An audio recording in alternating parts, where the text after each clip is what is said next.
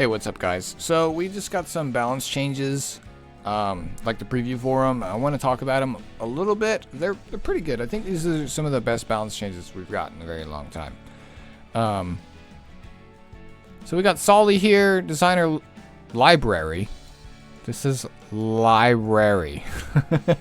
I just noticed this. So we got Lilibet, Chloe, Celine, Sinji, Inos, Lucy, Aiden. These bottom three don't really matter. Then Cradle of Life, Middle Queen's Huge Crown, Elle's Fist got a buff. So we have Solitaria here. I'm not too familiar with Solitaria, if I'm being straight here. Like, the unit came out when I wasn't playing the game. I have her. I pulled her, I think, on a Galaxy. And I never built her. I think I'm going to build her now because of this buff. But the way I understand this is that she's basically a second ADS or Amiru or Archdemon Shadow, Archdemon Mercedes. I think she's like another one. And the reason I say that is they basically, like, you know, I think when she was buffed, right? Yeah, when using the caster turn, pew pew becomes an attack, and then she does the AoE that, you know, stuns everybody. But now she has a single target attack and then an extra attack, which means that she can use F-Tinny's artifact on it. And since it's an extra attacks can't be countered, I believe. So it's not going to trigger like Belian and Rim and ADS and all that annoying shit, because it's an extra attack. It's just like when Belian procs her extra attack, they can counter the first attack, but they can't counter the second one. So her first attack is going to be a single target attack. So you poke whoever.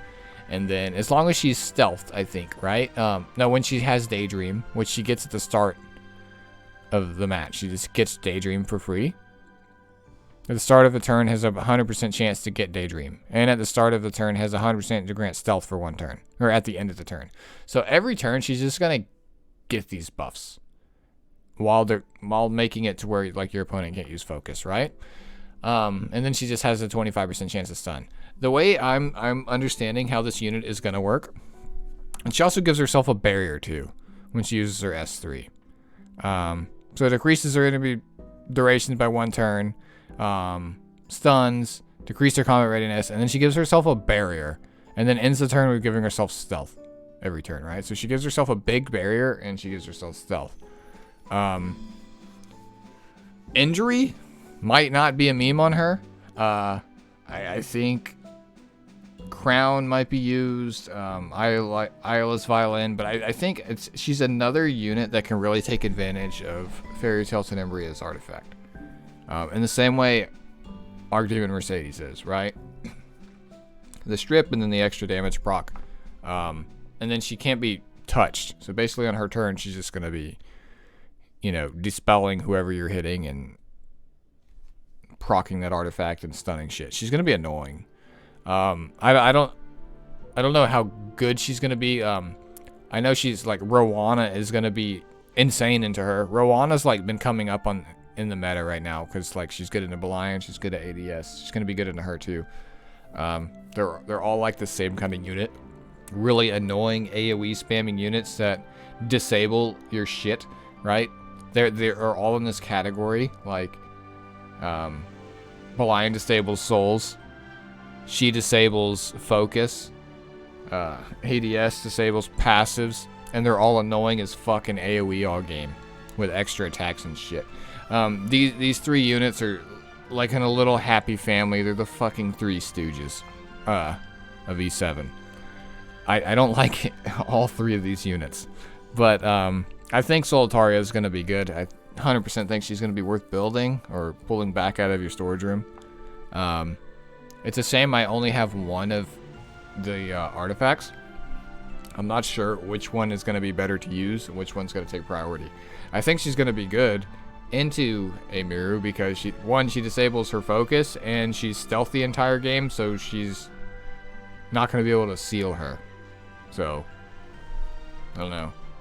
Pretty good. And then we have Designer Library here. So basically they double the amount of fighting spirit she gained. And then she gives herself a defense buff after she pushes forward, which she scales off defense. So it's like basically giving her a self-attack buff if she scaled off attack, right? So she's going to be able to hit harder. And then she also increases combat readiness of all of allies by 15% on her. This is just, wait, I'm not too familiar. I don't have her. So I've seen her use. I kind of understand. Like, I know if you put too many debuffs up, she cleansed them all and pushed herself up. An issue with her, I know, is she didn't push herself far enough, so she got CC'd after, right? So I think with her being able to do more damage and needing less debuffs to get the push, I think she's going to be built faster and drafted into Cleave that opens with debuffs. I actually think she's going to be pretty good into Payra. She's going to be good into Ran.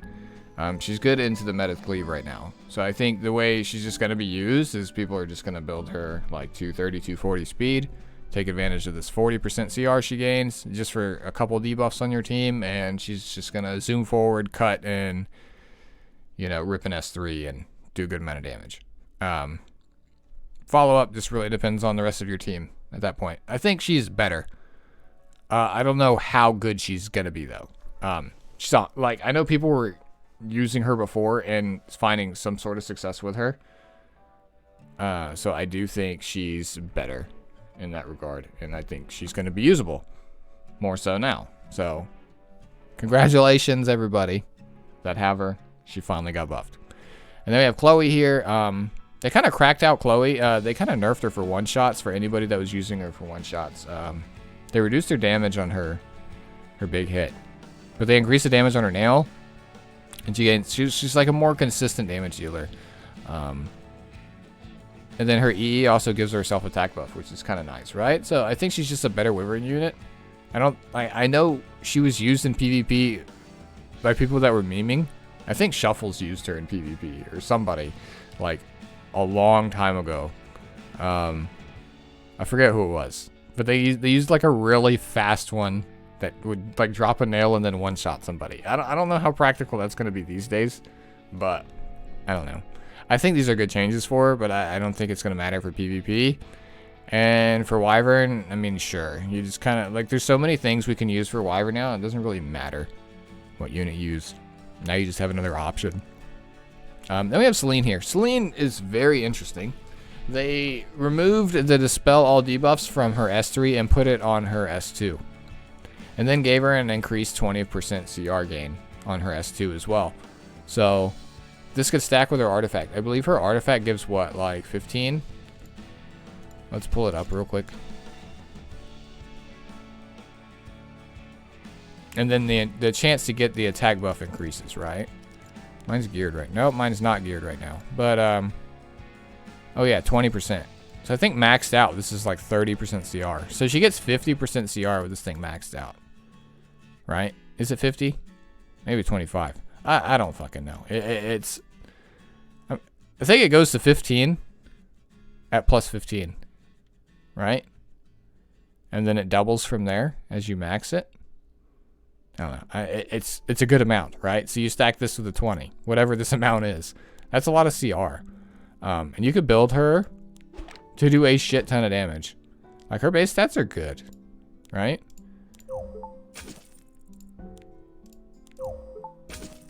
This gives crit. Yeah, see her base attack? Like, and she gets free crit from her EE. These base stats are insane for just doing damage, right?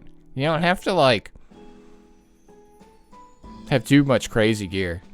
And the fact that she cleanses herself, you put her on pen set. You don't need immunity. It's irrelevant.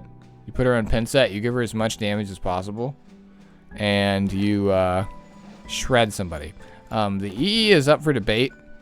You could use the highest attack one, but I think since she gives herself evasion, I think you could use the stealth one. Because her S3 now also gives her a barrier, and it increases proportional to her attack. So what I think you want to do, depending on the scaling on this, I think you're going to want to build her like with some speed on pen set, with as much damage as you can get, so that you just demolish whatever you hit. Like you actually have just so much damage that you just demolish whatever you hit. Then you push forward, You take the turn, then you rip your S3. It gives you a barrier and gives you evasion and stealth, right? With the stealthy E. She's not coming out. You know, it's what, 50% damage reduction from getting AoE'd and stealth, and then you have 50% chance to miss. On top of that, after she just demolished something, and she's gonna be sitting there in stealth, right? And then if they have no way to get her out, like, she's gonna be able to cycle around, right? And like, her S2 is gonna come back off cooldown while she's safe, right? Like, I'm kind of thinking about this right? Like, does it give her stealth for 1 turn or 2 turns?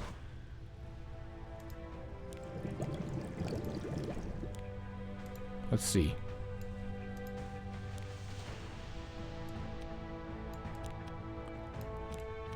Stealth for 2 turns. Yeah.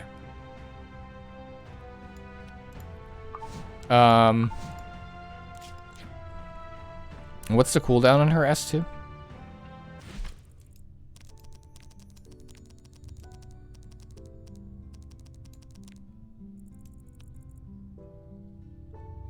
Once every 2 turns. So yeah, she basically has permanent stealth.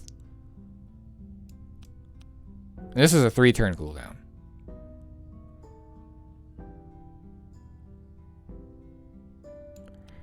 Yeah, I think she's gonna be pretty good. Like, I'm actually kind of excited. Like, now that I'm looking at this at face value, and like, kind of like, you know, really thinking about it a little bit, I think she's gonna be good. Like, really good. Like, just thinking about this, like, into some units, like, non-attack abilities are, like, all over the meta. AOL, ML Kerouac, ML Lilius, Peyra, Ran, Politis. No, not Politis. Her active ability doesn't count. Hell, fucking the new Sermia has an active ability. There's a lot, right? Amelia, Ruel, Maid Chloe. Like, there's so many. I think she's actually going to be pretty good. Celine will be improved to be more specialized in fighting against enemies that use non-attack skills. The Dispelling debuff effect will be shifted to Thunderclap, or from Thunderclap to Intuition, and Blink will be less likely to be disturbed? Oh, because she cleanses herself. Increased combat readiness, aiding chance to get his Thunderclap again. Her to survive longer. Both evasion and a barrier. Yeah, and I think you give her stealth on top of that. And then she's just protected, right? She's protected from Rimuru as well. Like, Rimuru won't be able to S3 her if she's stealthed. If she's not stealthed and they have Rimuru, as soon as she activates, Rimuru's going to push forward and hit her. Rimuru will activate when she uses the S2, assuming she gets the attack buff. So he'll only take the attack buff. So that's where I think the speed tuning is going to come in, right? Most Rimurus are around 230 to 200. Like 200, 230, something like that, in that range. So I think you want to... And how much CR does Rimuru gain? Because looking at mine, my Celine will gain 40%. Rimuru gains what? 30%. So yeah, I think if you put her around that range, 220, I don't think Rimuru will be able to take the turn before her, and then you just demolish something and then go into stealth, so Rimuru can't touch you. I think she's going to be pretty good. And then going down to Lilibet here, I'm not too familiar with Lilibet either. I have the unit, but I've never used her. I know she has Extinction and increased hit on her S3. She was kind of like one of the first Extinction units, right? Now she's kind of interesting. Let's see. Snip Snip, I think is her S2, right? With the bleeds. So instead of inflicting 4 bleeds, it has a chance, 55% chance each to inflict 3 bleeding effects before increasing combat readiness by 50%. So she gets combat readiness by 50%, right? And then when the target is bleeding after the attack, she gets another 50% combat readiness. So if she lands a bleed, she just gets an extra turn. That's the way this reads, right? And then when she kills something with extinction, decreases caster skill cooldown 1 turn. So I don't know if that's just for the S3 or if that's both abilities. I think she's kind of a cleave unit. I don't know how you're going to be able to build her because her base stats kind of suck. She's got Luna base stats, but the difference is Luna gets all that free crit and stuff, right? So I think it's good bruiser stats, but I don't know. Her mods are pretty good from what I remember on her S3. She might be a cleave unit. She might be able to be used in standard too. I don't know. Like this meta is so wacky, dude. I honestly like when Ida got buffed, like she looked good, right? I didn't expect her to be as popular as she is in cleave. So Lilibet could just be another Ida, as far as we know, right? At face value, I know I say at face value a lot, but it looks good, I think.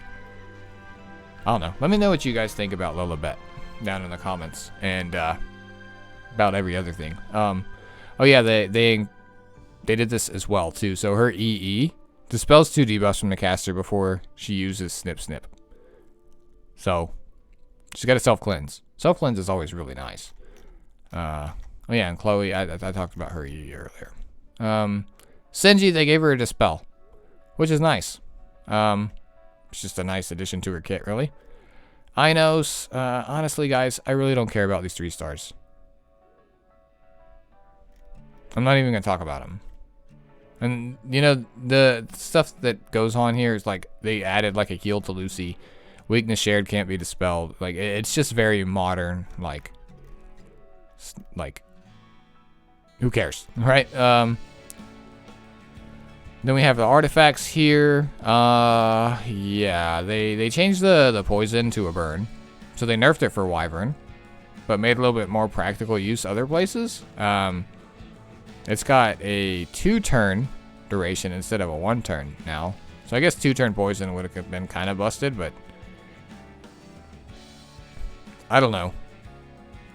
I don't know, like, if it has any PvP use. I mean, they just kind of, like, buffed it a little bit. I don't know if there's, like, any debuffy warriors.